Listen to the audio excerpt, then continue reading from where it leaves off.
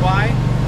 He is in charge of the investigations division. To my left is Detective Corporal John Schweitzer, S-W-E-I-T-Z-E-R.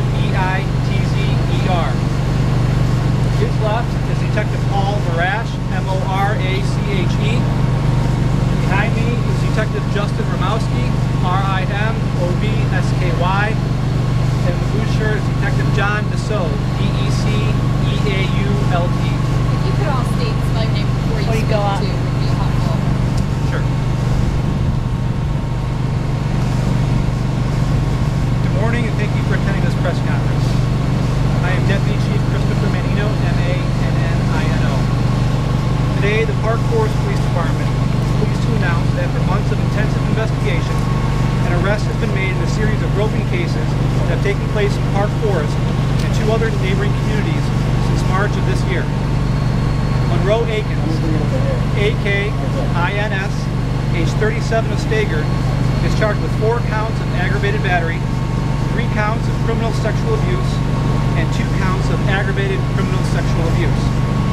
Of 9 similar groping incidents that have occurred in the area, the charges listed against Akins clear 6 of those attacks, 4 in Park Forest and 2 in Richmond Park. Akins is the primary suspect in the remaining 3 incidents in Park Forest. While charges have not been filed at this time, those investigations continue. While there was little physical evidence left in these attacks, descriptions provided by victims and witnesses allowed composite sketches to be completed by the Cook County Sheriff's Police. Those sketches were shared with the community, resulting in dozens of tips. After spending hundreds of man-hours since March, the Park Forest Police Department Investigations Unit identified Akins as a person of interest. Akins was picked out in a photo array by victims and witnesses in several of the attacks.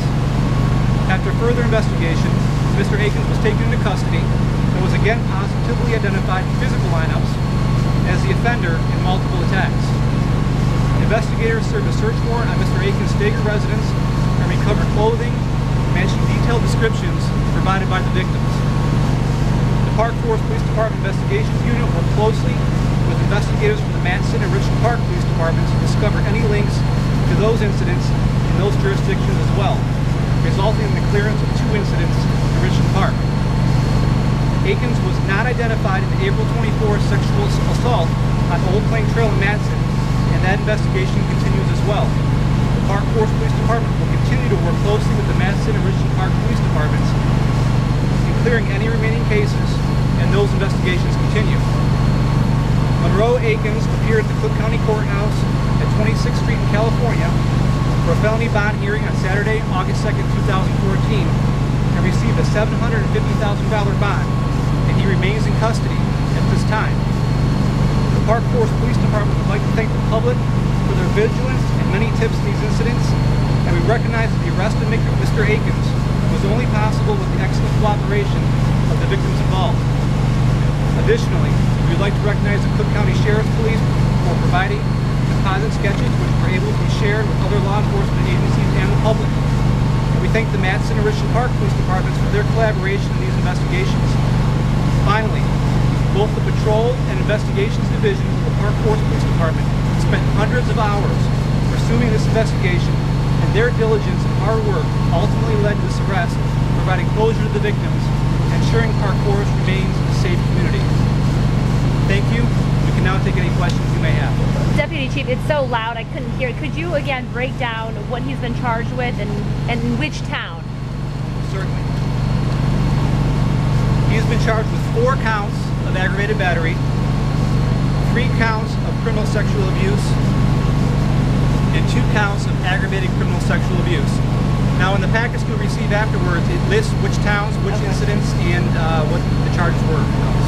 What is suspected of but not yet charged in? You said there were 3 other cases? Yes, we have 3 open cases that are similar to these incidents, where he has not yet been identified, but he is a primary suspect. And that was in Madison? No, those also occurred in Park Forest. What was the Madison case you put here? The Madison case was a sexual assault that occurred on Old Plank Trail. But he's not charged in that? He is not charged in that incident. He's suspected in that. So give us a summation of how many attacks are linked to this man. There were 9 groping attacks. These arrests clear 6 of those cases.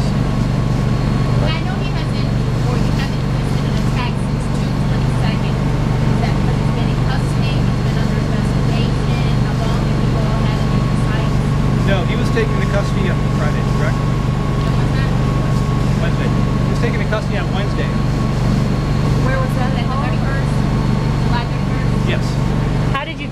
Like, where did you find him? Where did you make the arrest? It was a traffic stop. Say where? What? Traffic It was a traffic stop? Oh, traffic stop. So was that an unintended traffic stop that you spotted him, or were you deliberately seeking him out and found his car? No, at that time we developed probable cause to make the arrest, and it was a deliberate attempt to take him into custody. What kind of evidence leads you to believe that he might be responsible for the remaining 3 cases? The similarity of the attacks, the similarity in the description, and some additional descriptive evidence. Why was it so important that you put together so many man-hours on a case of groping with disparate victims over a long period of time? Set the stage for us on what this really means to the community. Sure. Well, you have 9 separate attacks in close proximity to each other, geographic proximity to each other, over a period of several months. Naturally, this makes the public feel uneasy, and it creates anxiety for the police department also, trying to keep the public safe. It became one of our top priorities, and that's why so many hours were devoted into solving this case and taking it into custody. Was there anything common about these attacks or is there some kind of advice you would give people? As far as advice, no matter where you're walking, we would encourage people to pay attention to their surroundings, not become absorbed in technology, and if possible to walk with other people or in groups and in well-lit areas. But that's just not for these incidents, that's anytime someone's out walking. Was there something in these incidents that was common? I mean, how did he choose people?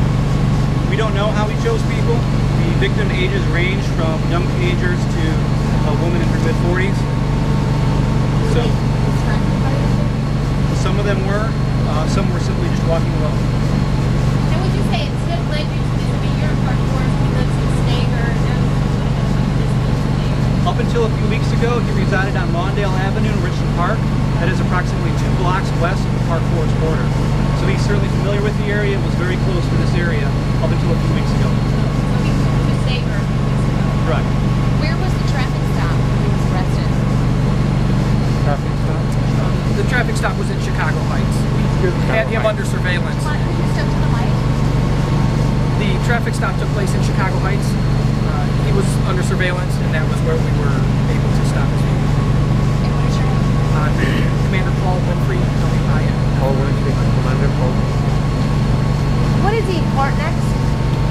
He's in court next tomorrow, What time? 9 o'clock. 9 o'clock tomorrow. Was that for preliminary He's to be hearing? assigned a courtroom in Market Courthouse for the incident. Is he being cooperative? Is he being cooperative with authorities? With the courts? With authorities, is he being Oh. cooperative? I'm not sure how you mean that. Okay, did he admit to anything? Did he give you any kind of No, he information? did not make a statement. He did not make any kind of statement whatsoever when he was pulled over or taken into custody? Correct. Okay, and the correct pronunciation is Akins, not Atkins, is that correct? Monroe Akins. Yeah, our understanding is it's Akins. I know you've already gone over this, but when you talk about how you arrived at he was the suspect, there had to be some development that gave you confidence that you were on the right path. Was it one victim identification? How would you have even known this man prior to this? Did he have a record in Park Forest? How could you have found him? As you can imagine, with so many hours involved, it's a complex investigation. But briefly, what we had was a very good description by multiple victims who were able to provide the composite sketches.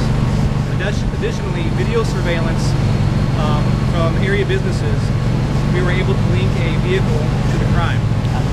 Having a vehicle description and a suspect's description allowed us to now go out and look for the person of interest. Just good, hard detective work identified him. Looking into it further, he became a focus of the investigation, and then he was picked out in multiple photo arrays by multiple victims.